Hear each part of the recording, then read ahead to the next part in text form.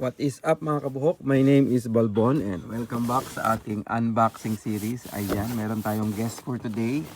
Ito yung Say 8 na Marc Marquez.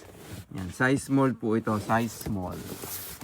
Ayan, sa mga bagong pasok po, dito po ako Tokyo base.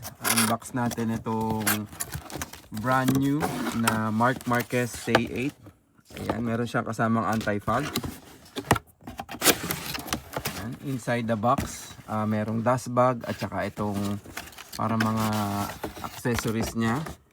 Meron siyang chin curtain, breath deflector, lubricants at saka yung replacement pin para sa pin lock. Meron din siyang kasamang sticker.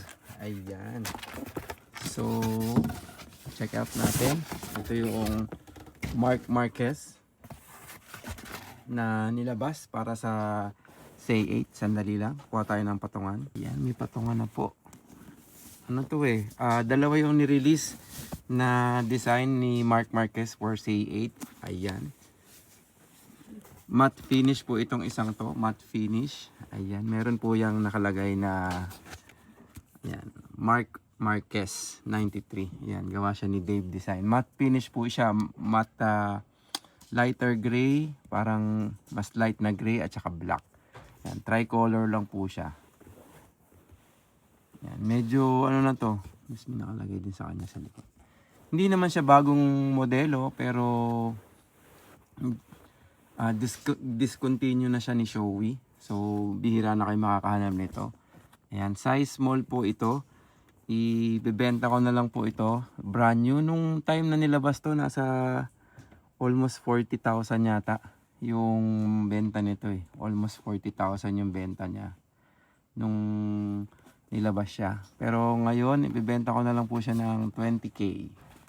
Yan, 20k po ito. Size small ng Shoei Say 8 Marc Marquez. Yan. So, kung gusto niyo po ito or meron kayong kilala na pagbibigyan ng size small, PM nyo lang po ako sa Helmet ni Balbon. Yan. Brand new na Shoei Marc Marquez Rush. Matte finish, tricolor siya, dark. Ayan, brand new for 20,000 pesos.